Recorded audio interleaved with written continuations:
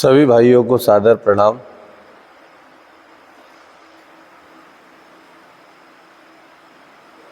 आत्मीजनों, संसार में बाहुबल से भी बड़ा बल है ब्रह्म बल। हर आदमी को अपने बाहुबल पर बड़ा अहम हो जाता है, कई बार भ्रांतिवश। द्वापर के आरंभ में ब्रह्मवर्त देश में दंभोद्भव नामक एक प्रतापी राजा हुआ। बड़ा बलशाली था और तेजस्वी। शारीरिक बल में वो ऐसा अद्वितीय था कि दूर दूर तक उसके समक्ष खड़े होने की कोई योद्धा हिम्मत नहीं जुटा पाता था। वो इस अभिमान के मद में चूर होकर अक्सर युद्ध के लिए ललकारता रहता था। जो भी उसके सामने खड़ा होता वो गिड़गिड़ा कर भाग जाता था, क्योंकि बड़ा शक्तिशाली भी था। दंभोद्भव। जब तक ऊंट पहाड़ के नीचे होकर नहीं गुजरता है तब तक उसे पता नहीं होता है कि मुझसे भी कोई बलशाली इस धरती पर है। इस दुनिया में मौजूद बाहुबल के अभिमान में उन्मत्त होकर दंभोद्भव चारों दिशा में बिगड़े हुए मदमस्त उन्मत्त हाथी की तरह दौड़ने लगा। जहाँ जाता वहीं यह घोषणा करता कि मेरे से युद्ध करो। यदि इस पृथ्वी पर कोई योद्धा है तो मेरे सामने आए, युद्ध लड़े। एक नगर में वो ऐसी विज्ञप्ति बोल रहा था तो वहाँ से एक संत गुजरे, ऋषि गुजरे, जिनके बाल सफ़ेद हो चुके थे, बिखरे हुए केसों के सब। राजा के सम्मुख पहुंचा। उसने नम्रतापूर्वक कहा, महाराज, हे राजन, आपको आपका पराक्रम प्राप्त हुआ, इसके लिए आपको ईश्वर को धन्यवाद करना चाहिए। भाई, शक्ति मिली, भगवान का धन्यवाद करिए, भगवान ने दिया आपको।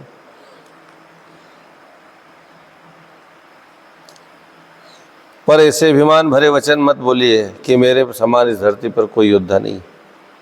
आप नहीं जानते तो भी यह वसुंधरा वीर विहीन नहीं है। ऐसे कई एक से बढ़कर एक प्रतापी और शक्तिशाली धरती पर मौजूद है। बूढ़े की बातें, संत की बातें सुनकर राजा आग बबूला हो गया। उसके क्रोध का ठिकाना न रहा।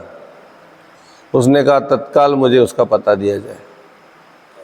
यदि कोई मेरे समान योद्धा इस धरती पर मौजूद है तो मेरे को तत्काल उसका एड्रेस पता दीजिए, और यदि नहीं बताओगे तो तुमको मेरे से लड़ना पड़ेगा। राजा के दर्प को हंसते हुए उस वृद्ध विद्वान ने कहा, मरने की तो मुझे कुछ चिंता है नहीं, पर तुम्हारी इच्छा पूर्ण करने के लिए मैं एक व्यक्ति को बताई देता हूँ। वह तुमसे युद्ध कर लेगा। गंधमादन पर्वत पर चले जाओ। वह नर नारायण नाम के ऋषि हैं जो तपस्या कर रहे हैं। वे तुम्हारी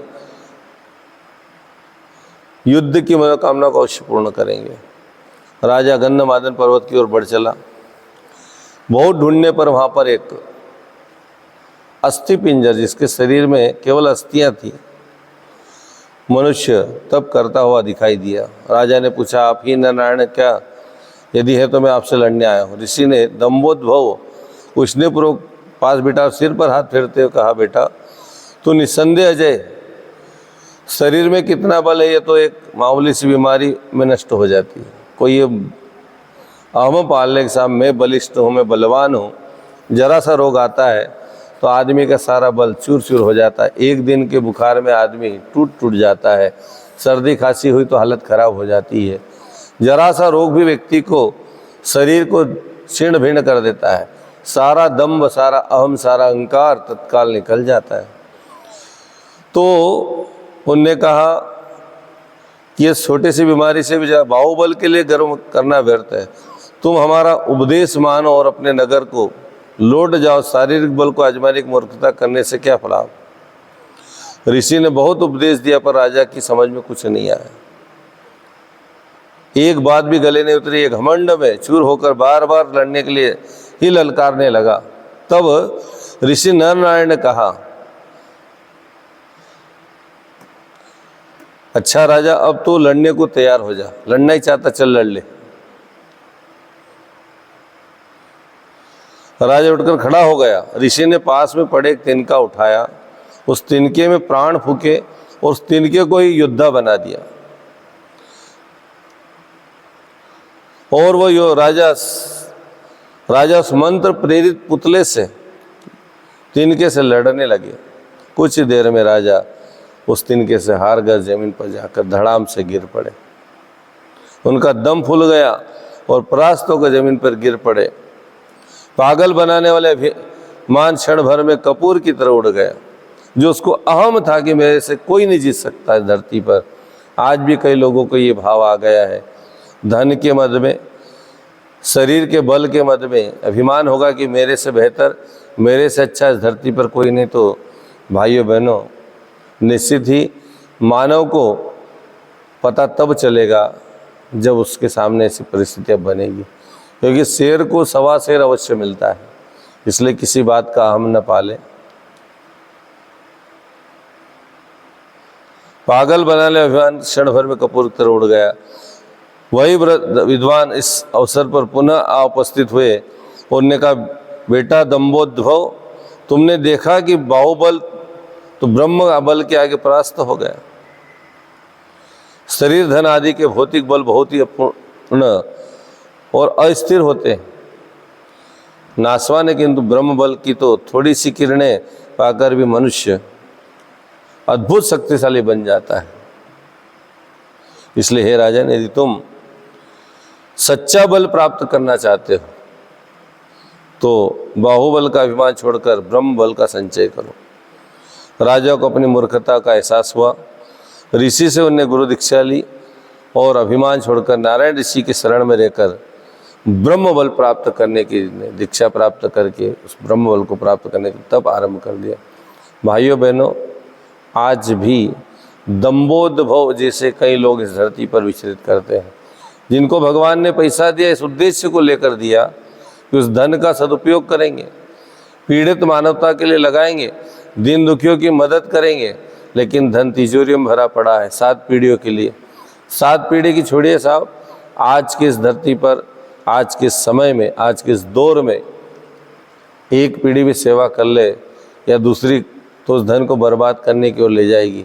निश्चित मानिए, यदि किसी के दिल को दुखाकर तुमने धन भी जोड़ लिया और वो धन तुम्हारी तिजोरी में बंद है तो तुमको सुखी रहने नहीं देगा।